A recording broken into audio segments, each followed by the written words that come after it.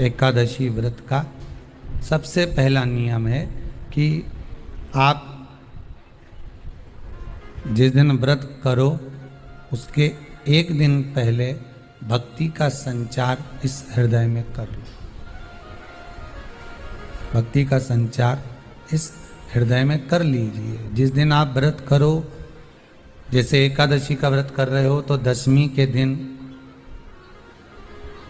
शाम का समय जब आवे, रात्रि जब होने लगे, शाम का समय आवे और रात्रि का आप जब भोजन ग्रहण करो तो उस भोजन में कोई ऐसा पदार्थ ग्रहण मत करिए जिस पदार्थ के कारण आपकी एकादशी बिगड़ जाए।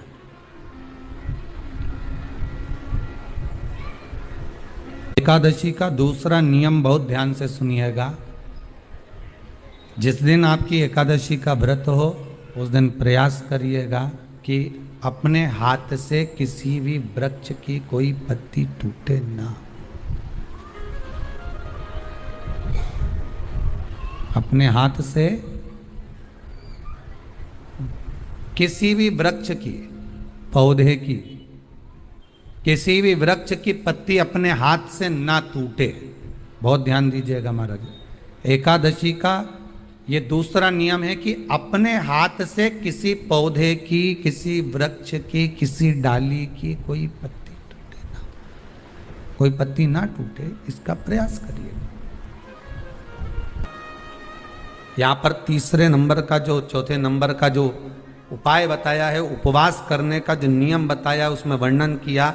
एकादशी के दिन अगर आपका व्रत है तो आप भूलवश भी डब्बे में रखी हुई रोटी गाय को ना देते हुए कुछ थोड़ा सा फलहार, कोई केला, कोई सेब, जो आप खाते हो, अंगूर, पपीता, जो आप ग्रहण कर रहे हो, उसका थोड़ा सा भाग आप गाय को प्रदान करो। आप गाय को दीजिए।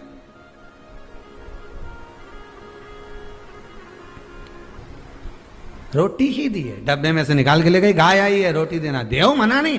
बाकी के दिन आप आपके बेटे से कह दो रोटी दिया बेटा जा, पर आप अपने हाथों से, आपका व्रत है तो आप फलाहार आप कर रहे हो तो फलाहार का ही दान गौ माता को दीजिए।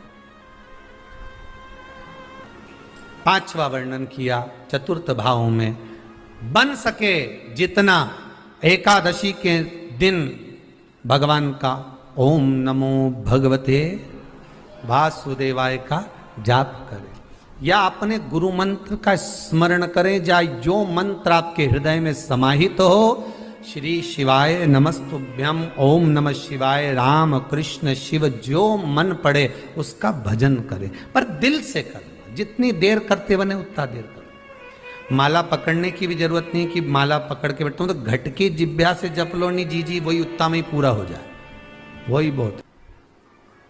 महाराज पांचवा नियम कहा, जिस दिन आपका व्रत रहे किसी निंदक से बात ना करें। निंदक जानते हो? भाई दूज के दिन, दिवाली की जो भाई दूज होती है ना, होली दिवाली की जो दूज होती है, उनमें ऐसा गोबर का भाई दूज बनाते हैं और पास में एक चुगलखोर भी बना है और चुगलखोर के ऊपर ऐसा भाटा धर दे, एक पत्थर। अब तुम्हारे उधर रखे कि नहीं रखे हमें नहीं मालूम रहे हो, जितने आस्था पे सुन रहे हो, पर हमारे इधर तो ऐसा रहता है, गोबर का भाई बहन बनाए और उसकी पूजन करे, उसके पास में एक गोबर का चुगल चोर भी बनाए, उसके ऊपर भाटा धर दे। कथा वर्णन कर रही है, निंदक से बात ना करें। मान लो किसी ने आकर आपको निंदा कर भी दी तो तुरंत सूर्य नारायण भगवान का दर्शन करें और 3 बार उनका दर्शन कर कर नेत्र बंद करें, तब जाकर वो निंदा जो अंदर गई है, अंदर पवित्रता प्रदान करेगी, तब जाकर एकादशी का व्रत लगेगा। पहले तो प्रयास करो, अगर जो निंदा करने आता है ना तो उसको उस दिन एकादशी वाले दिन दरवाजे पे लिख दो कि चुगल चोर। फिर कहा जीव की हत्या ना करे। अगला नियम है, अपने द्वारा जीव की हत्या ना हो, प्रयास करना, किसी को कष्ट ना हो। 18 नियम में से एक नियम और प्रयास करिएगा एकादशी जब भी करें तो द्वादशी से जुड़ी हुई करें, दशमी से जुड़ी हुई एकादशी कम करें। जो वैष्णवों की एकादशी कौन सी होती है? जो एकादशी द्वादशी से जुड़ी हो, दशमी से नहीं। दशमी से जुड़ी हुई एकादशी व्रत कहलाती है। Resell sarees and earn profits up to 15,000 rupees every week. Get 30% off on और द्वादशी से जुड़ी हुई एकादशी पुण्य फल प्रदान कर कर वैष्णवों को भगवान के चरण में छोड़ आती है। इसलिए एकादशी द्वादशी से जुड़ी हुई होना चाहिए। वैष्णव एकादशी। फिर अगला वर्णन किया गया। महाराज शास्त्र कहता है, अगला वर्णन जो किया गया उसमें बताया, प्रयास करें जिस दिन एकादशी हो उस दिन घर में बुआरी झाड़ू आदि जो लगती है वो दूसरा लगा लें। क्यों? उसका वर्णन है, अगर आप बुआरी लगाएंगे, झाड़ू लगाएंगे, पोछा लगाएंगे तो हो सकता है कोई जीव आपके हाथ के द्वारा मर जाए। अब एक बार ये कथा हमने काशी में कह दी थी। कहां करोगे? सारे व्रतों में केवल एक व्रत ऐसा होता है एकादशी का जिसका उद्यापन पहली एकादशी पर भी कर सकते हो। सारे उद्यापन में केवल एक उद्यापन ऐसा होता है, सारे व्रतों में एक व्रत का उद्यापन ऐसा होता है, वो है एकादशी का। यह जरूरी नहीं कि 26 पूरी होगी तभी तुम करोगे, या तो पहली में ही कर लो या फिर 26 पूरी हो तब कर। पर उद्यापन, अगर तुमको ऐसा लगे कि हाँ मैं अभी तो जीऊंगी हो, अभी तुम्हारा बाल भी धोला नहीं हुआ, तुमको ऐसा लगे तो अभी तो मैं तो बढ़िया, तो पहली पर करने से क्या फल मिलेगा? तो एकादशी की नियमावली कहती है, अगर मान लो आपने पहली एकादशी पर भी उद्यापन कर लिया, इसके बाद में जितनी एकादशी करोगे वो सारी तुम्हारे खाते में जुड़ती जाएगी। मतलब बैंक में खाता खोल लो, ठीक है? खाता खोल लिया, अब जितना कमाता जाओगा उसमें डालते जाओ, जितनी कमाई करके लाओगे उसमें जमा करते जाओ। एकादशी एक बार उद्यापन पहले में भी हो गया तो बाकी का पुण्य तुम्हारे खाते में आ जाएगा, उसका पुण्य। एकादशी का उद्यापन बड़े महीने में माघ शुक्ल एकादशी के दिन, माघ का महीना हो, शुक्ल पक्ष की, जम के बोलिए, एकादशी हो, प्रयास करना कि आप उद्यापन करें। भले 5, 10, 11, 12 जितनी एकादशी हो जाए, 26 हो जाए तो ज़्यादा अच्छी है, नहीं तो आप करें तो माघ महीने की शुक्ल पक्ष की एकादशी के दिन आप उद्यापन करें। प्रयासरत करें, प्रयास करें।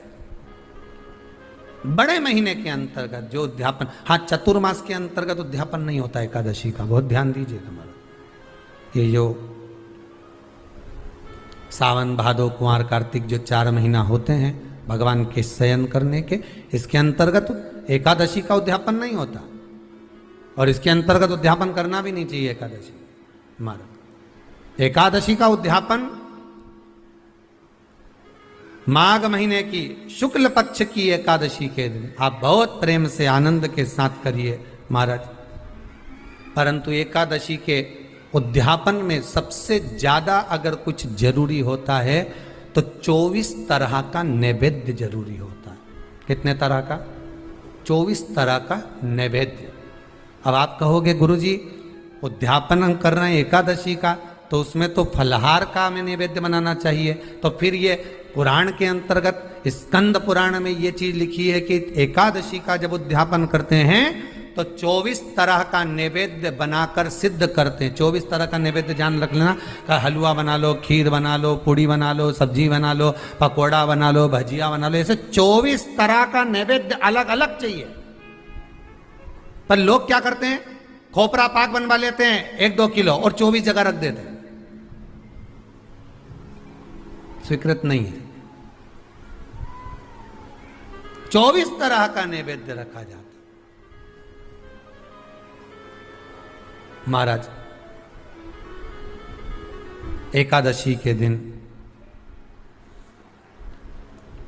भगवान का पूजन का पूरी तैयारी कर कर मंडल आदि बनवाकर विद्वान ब्राह्मण को बुलाकर, कर्मकांडी ब्राह्मण को बुलाकर जो भगवत सेवा में एकादशी का उद्यापन कराए, उन ब्राह्मण के चरणों को नमन कर कर, प्रणाम कर कर एकादशी का पूजन करवाइए और उस मंडल की पूजन कराकर हवन द्वादशी को कराइए। एकादशी को हवन नहीं। एकादशी के उद्यापन का जो हवन होता है वो द्वादशी को। एकादशी व्रत का सबसे पहला नियम है कि आप जिस दिन व्रत करो उसके एक दिन पहले भक्ति का संचार इस हृदय में कर लो। भक्ति का संचार इस हृदय में कर लीजिए। जिस दिन आप व्रत करो, जैसे एकादशी का व्रत कर रहे हो तो दशमी के दिन